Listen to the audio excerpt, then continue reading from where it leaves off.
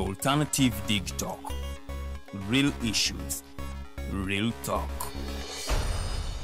At first, we hit your gadgets with our state-of-the-art digitalized mobile studio with the debate on the road behind the wheels. Later, we launched our magnificent studios located on Plot 1A, Sawagude Close, Lukulinanganda, Machindye, Kampala, where we bring to you our must-watch shows like The Mighty Drive, Monday to Friday, 8 a.m., Hotline, Mondays, 7 p.m. As for Legal Matters, Twins at Bar, Tuesdays, 11 a.m., Wednesdays, 6 p.m. is Afro-Caribbean Link, where we connect Africa with the Caribbean. Voltage on Thursdays, 7 p.m., featuring a youthful panel. Interface with Dr. Kiza Besige every Friday, 12 p.m. with his call to action against injustices. Snap Talk, Saturdays, 6 p.m. with the trio. A must-watch, The Political Dice, Sundays, 8 p.m. with the duo that never stammers, and so much more. Watch us live on all our social media platforms. We are the Alternative Digitalk. Real issues, real talk. Fellow citizens, following the sequence of events, Uganda seems to be at political crossroads.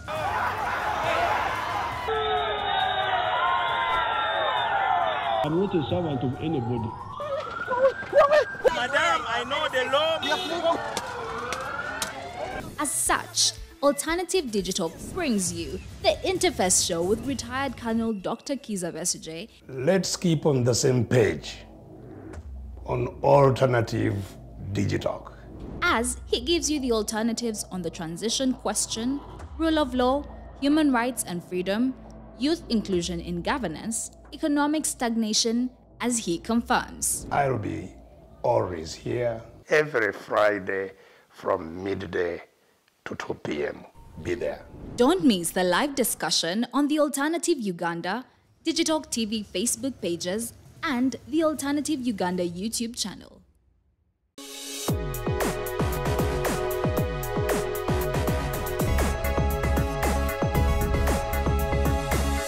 The Alternative Dig Talk. Real issues, real talk.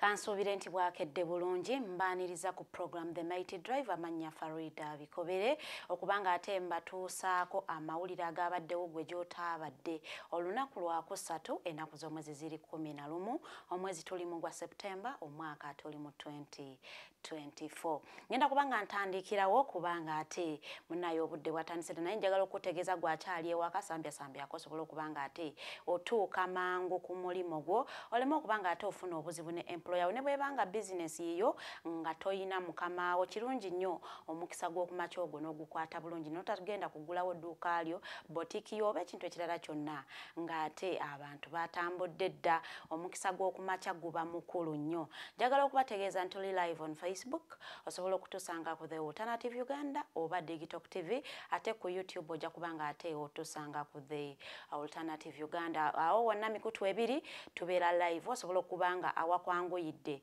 munaaye wootusanga n'osobola okubanga oteekamu opinion yo mu comment section ekibuuzo kyo oba endowooza yo. Tetuvoola tetuwemula tuba tuli ku nsonga za ggwanga munange ensonga lwaki tubakubiriza nnyo okusingira ddala abavubuka musobola okubanga mubeerako so kubanga mubeerako ekyo kye muteeka kuzimba eggwanga lyammwe. Okuzimba eggwanga tolina kubanga ate olina ekifo eky'amaanyi ky'olimu ng'oli mu buweereza osobola okubanga ozimba eggwanga lyo mu buwabuzi bw'oba okola oba ne information gy'oba otuusa ku bantu sobola okubanga ate ebakyusa mindset which is very very important. Kakati the long awaited debate gye tubadde nga tulinda nga eri between the Vice President Kamala Harris ne former President owa United States of America omukulu Donald Trump. Yabaddewo olunaku lw'eggulo ku ssaawa 2 ez'olweggulo 8 p.m. era nga munnaye nga bwe twalabye debate omukyala Kamala Harris yagikutte era nga omukulu President Trump yabadde nga avuya ku nsonga 2 immigration ate n'okubanga ate takkiriza bintu bya abortion ngera agamba mbo singa ye abadde president oba singa bamulonda okuddamu nabeera president wa America teri mu immigrant yena gwagenda kubanga ate akkiriza. Ono nno yabadde nga avunaana Vice President Kamala Harris ne banne okubanga bakkiriza ensi 168 kubanga baweereza abantu baabwe mu America ekireetedde aba America ate okubulwako emirembe. Munnaye details za presidential debate yabaddeyo olunaku lw'eggulo ojja kubanga ate ozisanga mu political days olunaku olwa Sunday. Ngenda kubanga ntandikirawo n'amawulire gafe agabaddewo waneeno sobola okubanga ate tutambulira ddala.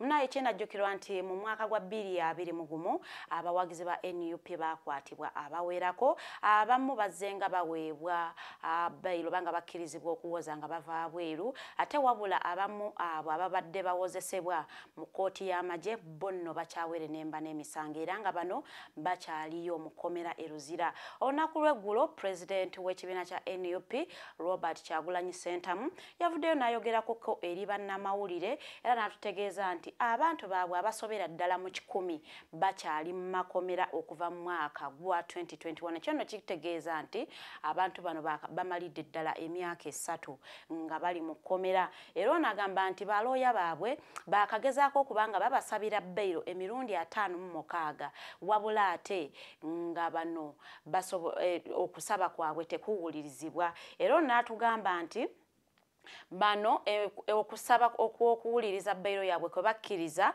bakabakkiriza emirundi 4 naye nga ate ababeeyimirira bazzenga bagobwa nti tebali substantial kubanga ate bayimirira abantu bano. Yategeezezaako nti omuli n'abazadde ab'abaana bano baleetebwa mu kooti masho wane Makindye obanga ate beeyimirira abantu baabwe ate kooti n'esalawo enono ng'ekulirwa General Freeman Mugabe negamba nti abantu bano be baleese okweyimirira abasibe tebali substantial era n'olw'ensonga eyo ne baamibwa bail era ne baddizibwayo mu kkomera kwa limanda era nga nno kinaategerekako nti bano batwalako ne ba MPs ba members of parliament okulaba nga beeyimirira abantu baabwe era munnaye nabo ne bagaanibwa. Ono agamba nti olw'okubanga bakakiddwa abantu baabwe okubanga babasanga mu makomera ne babagamba ne babasendasenda mukkirize emisango mujja kubanga ate muweebwa ekibonerezo ekisaamu musobola okubanga ate muvaayo mu kkomera. Yategeezezaako nti abamu ku bo abantu 3 bakkiriza emisango gino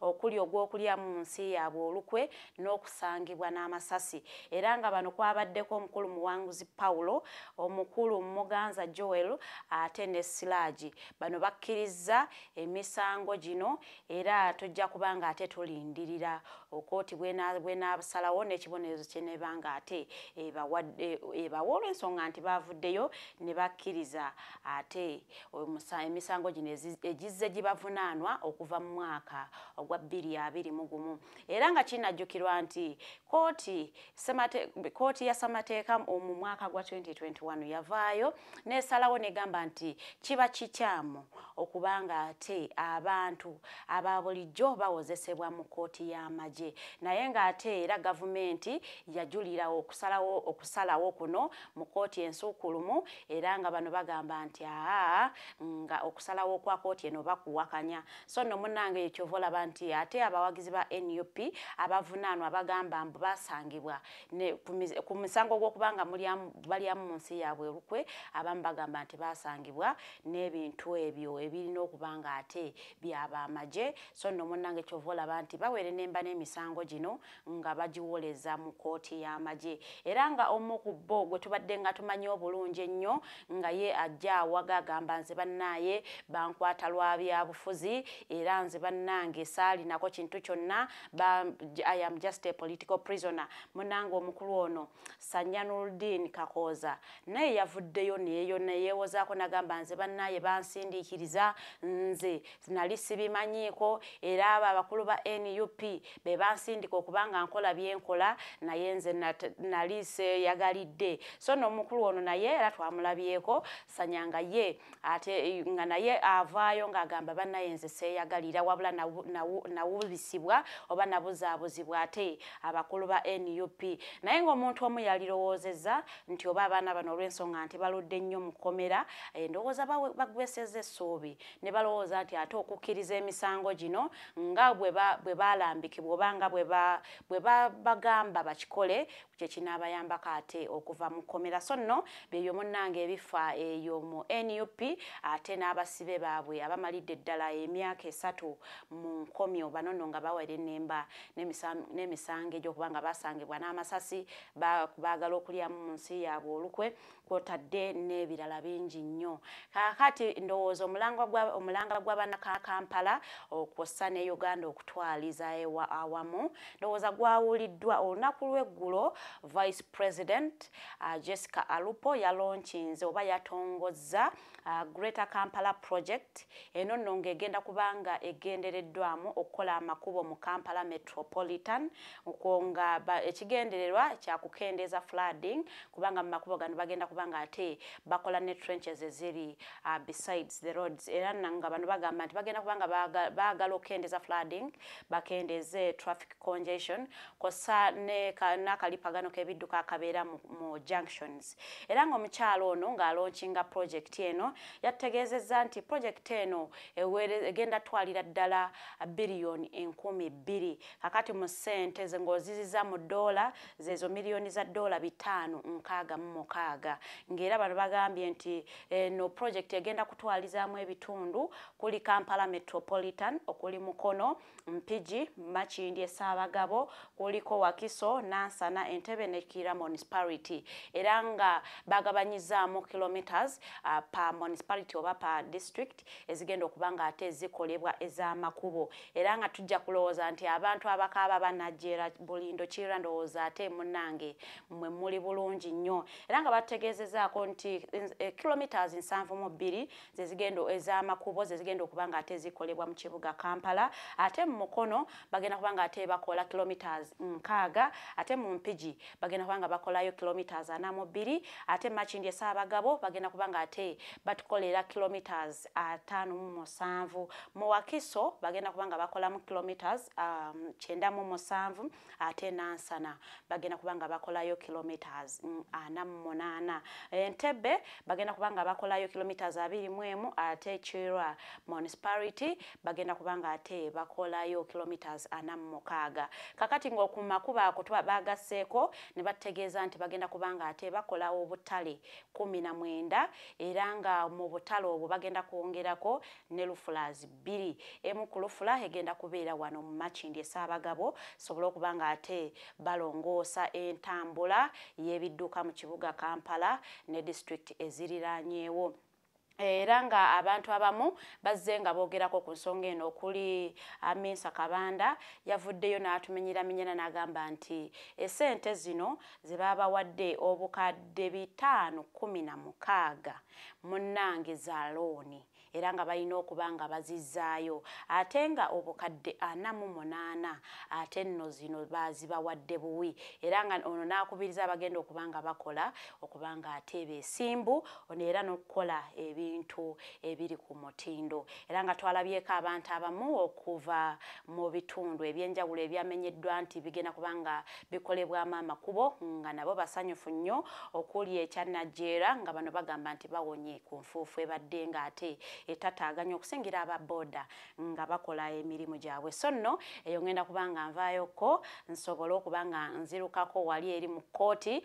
nga ngoberera omusango gw'okutta Henry Katanga ono nga yali business person waneno mu kibuga Kampala business tycoon omunene nnyo munnange era olunaku lw'eggulo bakomezzaawo omujulizi ow'omulundi ogw'omunaana era ng'ono omujulizi twamulabako wiiki ewedde mu kkooti omukulu Andrew Mubiru era ng'ono ava mu kitongole ekitunuulira ebya forensics ebyekenneenya ebinkumu nti awo wasse emundu ye yasse mulete tulabe ebinkumu ebyabadde bikutte ani yabadde akutte emundu eno oba abaakutte ku mmundu okusobola okusobola okuba nga ate bekenneenya ani omutuufu eyatta omuntu. So nno ono yategeezezzaako nti fingerprints ez'omukyala Molly Katanga zaasangibwa ku mmundu eyatta omukulu Henry Katanga, era n'ategeezaako nti fingerprints ze era zaddamu ne zisangibwa ku door locks wano ku minyolo gy'enzigi, ate nno kw'ossa ne mu bathroom, ate nno ne ku fla wano mu kisenge kye battiramu omukulu Henry Katanga. Ono nno waakukomezebwawo olunaku lwaleero mu kkooti okuba nga ate ayongera okukunyizibwa okulaba nti obujulizi bwe tebabukubamu nnyo ate ebituli. Eyo nno tujja kuba nga ate omusango ogwo era tuddamu okubawa update butya bwe bunaatambula olunaku lwaleero, ate paka kkooti bw'eneemala okunoonyereza kwayo ate neesalawo okuba nga yejjeereza omukyala Molly Katanga ne bawala be yadde nga bano bali bweru naye ng'ate ye omukyala ali Luzira nga gy'asinziira okuba nga awoza omusango guno, oba ate munnange ng'ebasalira omusango tandika okuba nga abaweera ennemba n'ekibonerezo ekya mada. Ngenda kuba nga ŋŋendako ate wali ku KCCA munnange olukuŋŋaano olwabadde lukubiriziddwa sipiika wa KCCA Zahara Ruyirika munnange ate terwawedde bulungi olw'ensonga nti bakansalazi ba KCCA baasabye alipoota ekwata ku kiteezi kuva nga enjega eno etuukawo wayise omwezi mulamba, era nga omukyala amyuka Lord Mayor ono nga ye Deputy Lord Mayor Doreen Nyanjula eyatudde munnange n'ayanjula ekiwandiiko eri bakansalazi n'abagamba nti bannaye alipoota tennaggwa tennabeera nga ate tusobola okuba nga tujja okujanja mu lukiiko luno. Bakansalazi beesudde mu julume munnaye ne banyiga ne bagamba nti bagenda kutuula awo nga tebannafuna ripooti ekwata ku kiteezi, era nga bano beekandazze ne bafuluma olutuula luno ne bagamba nti bakuddamu okutuula nga bano baweereddwa oba nga bategeezeddwa nti ate alipoota eno weeri yawedde. Era bano bategeezezaako nti bano balina alipoota gye baatwala mu Kosase nti beewuunya lwaki alipoota eyo yennyini se gye babasomedde. So nno olutuula terwawedde bulungi naye nga Lord Mayor naye yayogeddeko n'agamba nti bannaye ebintu bino alipooti teri important, ripooti gye mwagala teri important, wabula KCCA yeetaaga okuba nga ekwatibwamu abantu ab'enkizo abaali directly involved mu njega y'ekiteezi noba abeesuulirayo ogwanagamba okutuusa ate enjega y'ekiteezi bwe yagwawo. N'ategeeza nti nga oggyeko alipoota banna KCCA balina okutuula ne basalawo oba ne bafindinga solutions ku butya bwe bagenda okuba nga ate bakendeza kasasiro ajjudde mu kibuga Kampala. Ono yategeezezzaako nti ne Total company baddenga ebawa amafuta okuba nga ate ebimotoka byayo bya KCCA bitambuza kasasiro okumujja mu kibuga Kampala, nayo yavuddeyo negamba nti ejja kuddamu okubawa amafuta olw'ensonga nti babadde banywaga bbanja nga tebagasasula. Era ono yategeezezzaako nti Total ebanja KCCA obuwumbi 2 ne miliyoni 130 ate ez'amafuta ze babadde nga banywa nga tebasasula. So nno gwe munnakampala abadde akaaba kasasiro ndowooza nti ate kasasiro waakweyongerera ddala olw'ensonga nti ate n'ababadde bayambako nti KCCA badde talina ssente nga Total bawa amafuta ku bbanja ate n'abavudde bagamba musooke musasule ebbanja ekadde awo nno musobole okuba nga ate twongerawo okubawa amafuta. Yenno ago amawulire tegaba malungi. Ngenda kuba nga amaliriza n'eggulire lyange erya omukulu President Yoweri Kaguta Museveni twamulabyeko nga naye agenda wali okuwa his last respects eri omukyala Dr. Sarah Mateke wali mu Parliament. Ono yasoose kubanga atwalibwa wali ku All Saints Church e Nakasero okubanga asabirwa, era nga emmisa eno yakulembeddwamu omukulu Stephen Kazimba Mugalu. Ku ssaawa 5 yaggiddwawo n'atwalibwa ku Parliament, era nga bode y'omukyalo ono yatusiddwa ku floor of Parliament ku ssaawa 8, era ababaka ne batandika okubanga ate bamwogerako ebirungi byabadde akolera eggwanga. Era nga leader wa opposition omukulu Honorable Joel Ssenyonyi yavuddeyo n'amutendereza okubanga teyeenyigidde mu bikolwa bya bukulyanguzi era n'ono n'akubiriza abalala abali mu kwenyigira mu bikolwa ebyo okubanga ate munnaye babikendeeza. Era omukulembeze w'eggwanga yakubiriza bannayuganda okubanga mwekebeza olubeerera okuba nti munnaye temufa ndwadde ekika ekyo nga omukyalo ono Sarah Mateke ekyamugye mu bulamu bw'ensi. Ngenda kubanga ate mpumulamuko katono nnyo bwenkomawo ngenda kuba negatiddwako Mumbejja Luwedde Lilian n'omugenyi waffe ow'olunaku lwaleero Mr. Sullivan Gumisiriza. Very good morning. Tukomawo.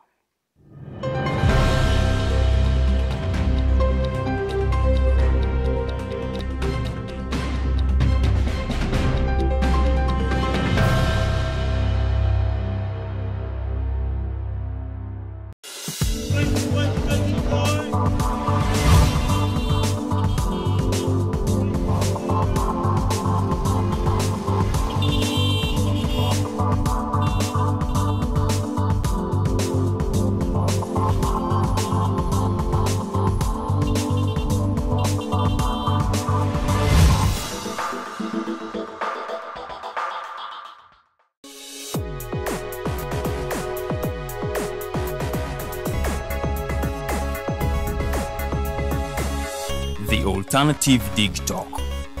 Real issues, real talk. At first, we hit your gadgets with our state-of-the-art digitalized mobile studio with